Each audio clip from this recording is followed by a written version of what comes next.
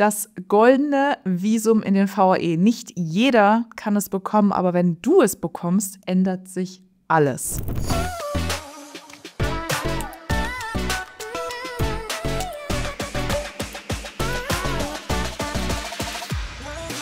Herzlich willkommen wieder auf diesem Kanal bei Startup-Hilfe Dubai. Ich bin Karim, habe emiratische Familie und das ist die liebe Sophie. Ich habe keine emiratische Familie, aber lebe seit 13 Jahren in den VAE. Und auch lange ist es her, dass wir wieder in dieser Konstellation sitzen. Und für alle, die uns noch nicht kennen, wir helfen deutschsprachigen Menschen bei der Auswanderung, bei der Eingliederung in die VAE.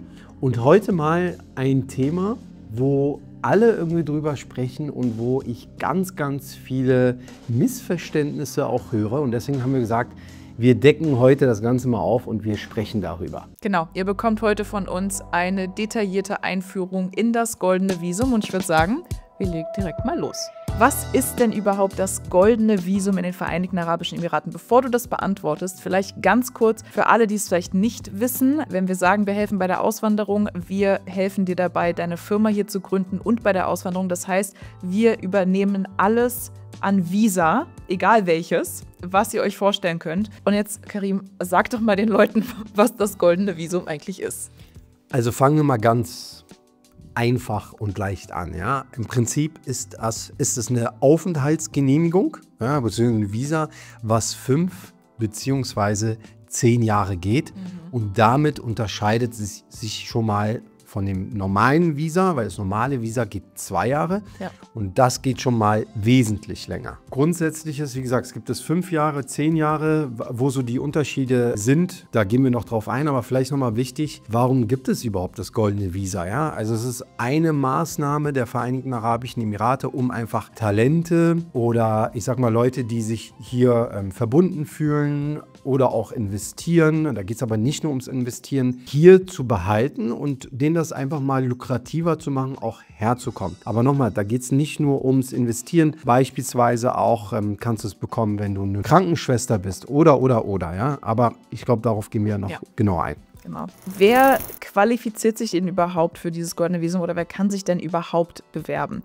Also das sind natürlich erstmal Investoren, wie Karim schon gesagt hat. Was genau da die Definition ist oder was man haben muss, um dafür qualifiziert zu sein, das erzählt euch Karim gleich nochmal. Unternehmer mit innovativen Geschäftsideen ist auch ein ganz großer Punkt. Da kommen wir wieder zu dem Thema, wie wir schon öfter gesagt haben, dass Dubai und die VAE allgemein Innovation und neue Ideen und Unternehmer fördert und die auch unbedingt hier haben möchte. Denn wie gesagt, die Region, es geht in dieser Region einfach um Innovation, um Neues, um Zukunftsdenken und deswegen sind genau solche Leute unheimlich gefragt. Dann haben wir natürlich Fachkräfte und Talente, wie auch Karim schon gesagt hat, besonders in Bereichen der Medizin. Es gibt natürlich noch ganz, ganz viele andere Bereiche, deswegen bieten wir auch kostenlose Erstgespräche an, damit wir verstehen, was ist euer Bereich, unter welche Kategorie fallt ihr zum Beispiel in diesen Bewerbungen, um das besser rauszufinden, weil wie gesagt, es ist nicht einfach nur schwarz und weiß. Dann auch hochqualifizierte Studenten und lustigerweise, das Golden Visum gibt es ja jetzt auch schon seit ein paar Jahren. Ich bin jetzt seit 4, 5 Jahren aus der Uni raus und als ich meinen Abschluss gemacht habe, habe ich mich qualifiziert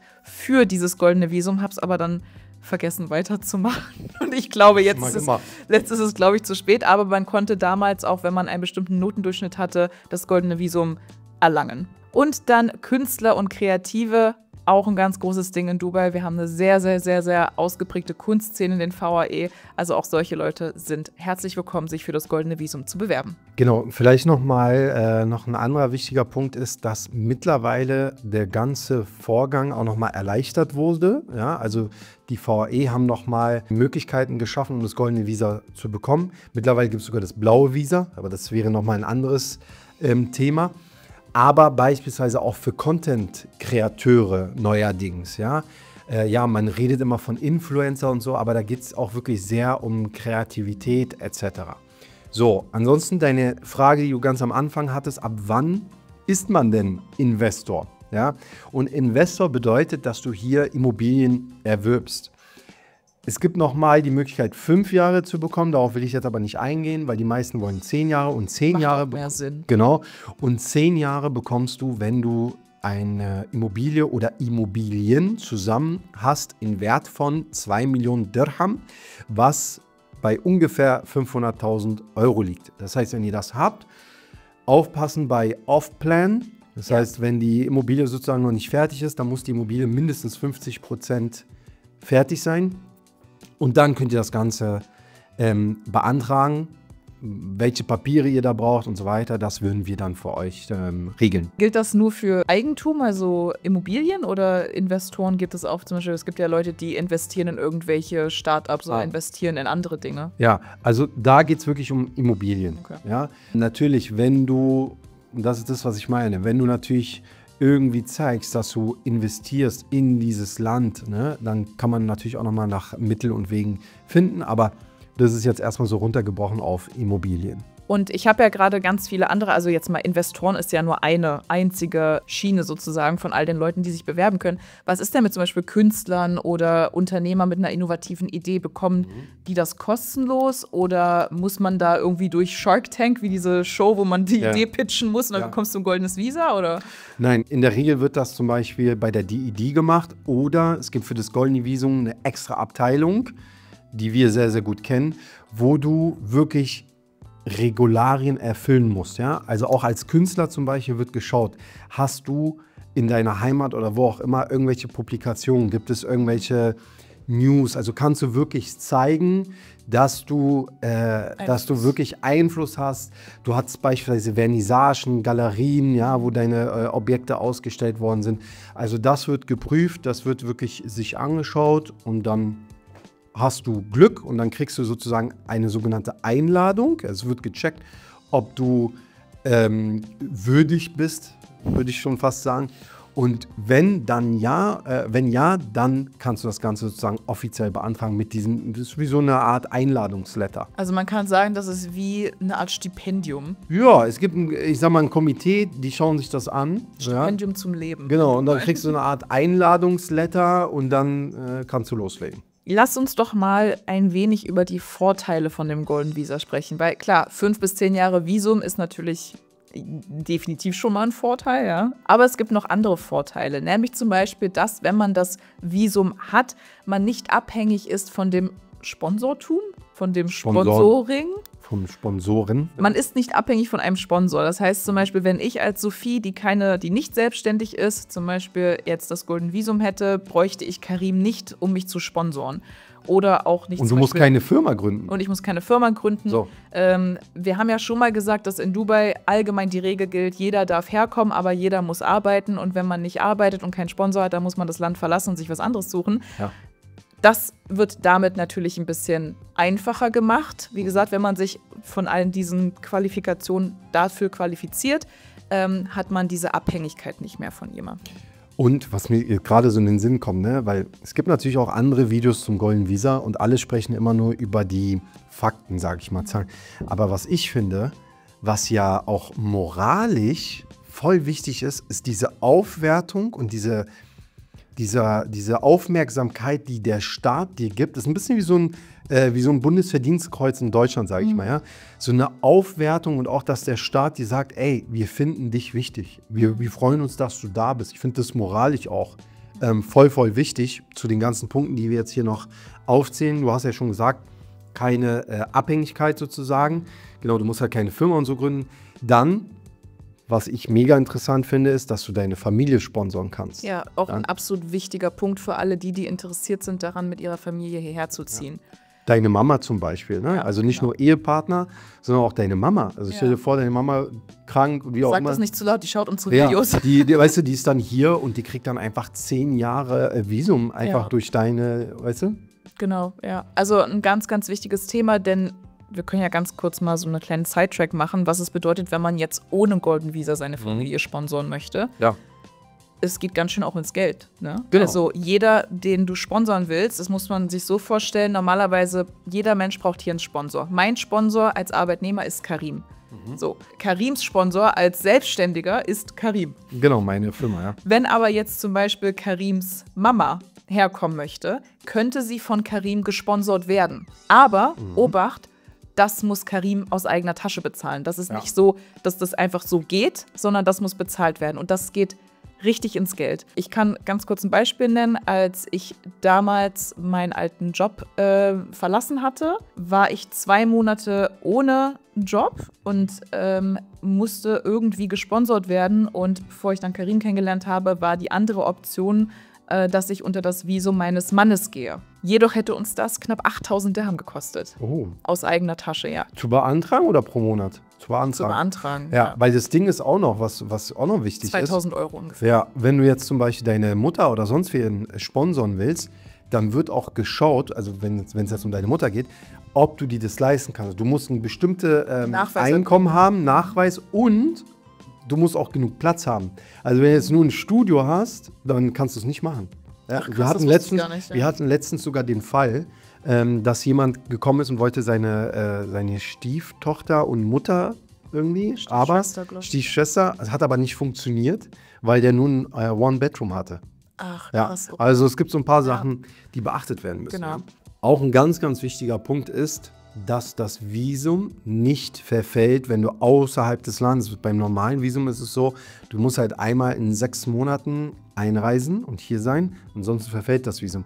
Beim goldenen Visum, wenn du es jetzt 10 Jahre beispielsweise hast, kannst du 9 Jahre lang herumreisen und es verfällt nicht, was natürlich auch ein mega Pluspunkt ist, weil wir haben auch viele Auswanderer, oder Firmengründer, die erstmal irgendwie in Deutschland noch bleiben, ein paar Monate und dann noch umherreisen. Und das ist einfach eine wunderbare Geschichte. Oder auch zum Beispiel, wenn ihr überlegt, eure Firma hier zu gründen, aber dann zum Beispiel von überall aus der Welt anders arbeiten wollt und ihr nicht immer nur hier ansässig sein wollt, dann ist das natürlich eine super Möglichkeit für die Digital Nomads unter euch. Dann natürlich eine der beliebtesten Fragen: Wie beantragt man das goldene Visum? Ich habe lustigerweise letztens mir ein Video angeschaut von jemandem, der erklärt, wie man das goldene Visum beantragt, selbst. Ich sag's offen. Und ich habe es mir angeschaut. Und ja, Dubai ist ja, ich sag mal, administrativ wird es einem sehr einfach gemacht. Und das ist aber auch wieder das Problem, weil wir hatten das Thema vorhin, ganz viele scheitern, weil es vermeintlich so einfach ist. Ja, weil wenn du schon einen kleinen Fehler machst, gerade beim goldenen Visum, wird das sofort rejected. Und dann kannst du wieder von vorne anfangen und die erzählen dir teilweise noch nicht mal, warum es rejected wurde. Ja? Das heißt, um das jetzt mal abzuschließen, wir helfen natürlich beim Bewerbungsprozess, sammeln die Unterlagen, es muss auch teilweise müssen Sachen beglaubigt werden, übersetzt werden, es muss komplett korrekt ausgefüllt werden, teilweise auch musst du die arabische Übersetzung mit reinschreiben und so weiter und so fort. Das heißt, da helfen wir und dann, in den meisten Fällen kriegen wir das dann auch hin. Ich wollte noch dazu sagen, weil du es gerade erwähnt hast mit der Übersetzung und Beglaubigung, wir kennen natürlich die Behörden, die dafür genutzt werden müssen. Und das ist eine Sache, die wirklich manchmal in Dubai oder in VAE, ich sage jetzt mal Dubai-spezifisch, so Einfaches gemacht wird für einen, es kann wirklich kompliziert werden, weil du teilweise nicht weißt, okay, zum Beispiel, du möchtest jetzt ein offizielles Dokument, möchtest du jetzt übersetzen. Das kannst du ja nicht einfach in Google Translate machen, das muss ja wirklich von einer Behörde übersetzt werden. Aber welche Behörde? Denn es gibt Unterschiede bei den Behörden. Nicht alle Behörden sind gleich berechtigt, Dokumente zu übersetzen. Teilweise gibt es Behörden, die eine Art der Dokumente übersetzen dürfen, aber dann zum Beispiel eine andere Art wieder nicht. Ja. Also es gibt wirklich diese kleinen Nuancen, die auch ganz gerne mal verschluckt werden, wenn solche Videos zum Klicken sozusagen da sind. Macht's doch einfach selbst, ist voll einfach. Richtig. Lasst euch bitte davon wirklich nicht beeinflussen. Deswegen haben wir das kostenlose Erstgespräch. Ja, das heißt nicht, dass ihr sofort hier damit durchstarten müsst, aber schaut euch eure Option auf jeden Fall an. Bevor wir zum Fazit kommen, eine Sache will ich auch noch sagen. Goldene Visum bedeutet nicht, dass du die Staatsbürgerschaft bekommst, ja, weil das habe ich leider auch schon oft gesehen und dann hast du dann so lustige Thumbnails mit irgendeinem UAE-Pass irgendwie, ne, einfach Clickbait und so. Also, ihr braucht den Pass auch nicht. Wenn ihr 10 Jahre goldenes Visum habt, dann ist das wirklich das Beste, was euch eigentlich passieren kann und in vielen Fällen auch wirklich die Lösung. Weil wir haben nun mal auch viele Kunden, die Immobilien besitzen. Ja. Wir helfen auch übrigens dabei, die richtige Immobilie zu finden, beziehungsweise beraten euch dazu und können dann alles gleich mit einem Wisch machen. Also vom Fazit her würde ich sagen, perfekt für Unternehmer, beziehungsweise Investoren, ja, Fachkräfte, Ärzte, Anwälte beispielsweise, ja, Architekten und so weiter. Also alle, die so einen Abschluss haben, sollten definitiv darüber nachdenken. Content-Kreateure, Influencer. Ja. Und wenn uns hier vielleicht einige Künstler zuhören, versucht es einfach mal. Es kann ja nichts in die Hose gehen, wenn ihr Bock habt auf Dubai und ihr hier euer Leben aufbauen wollt. Wie gesagt, die Kunstszene ist hier sehr groß und wächst stetig. Dann versucht es einfach mal und nehmt gerne Kontakt mit uns auf.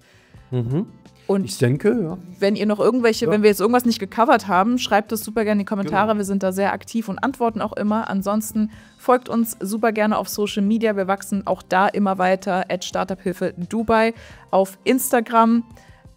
Und genau, da kriegt ihr auch immer noch so ein paar privatere Alltagseinblicke von uns. Und übrigens kann man bei uns jetzt auch eine Kanalmitgliedschaft erwerben. Also man kann Kanalmitglied werden.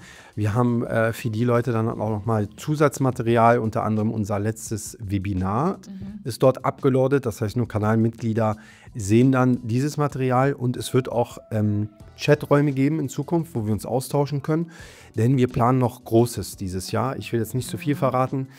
Einer der ersten Steps war ja unter anderem das Interview mit dem Botschafter, was echt gut war. Und genau, wenn ihr das noch nicht geschaut habt und ihr jetzt gerade neu auf diesen Kanal stoßt, dann schaut euch auf jeden Fall das Interview mit seiner Exzellenz, dem Botschafter der UAE zu Deutschland an, wo wir ganz viel über Deutschland, UAE und so weiter gesprochen haben. Und das war's von uns. In diesem Sinne. Tschüssi. Adieu.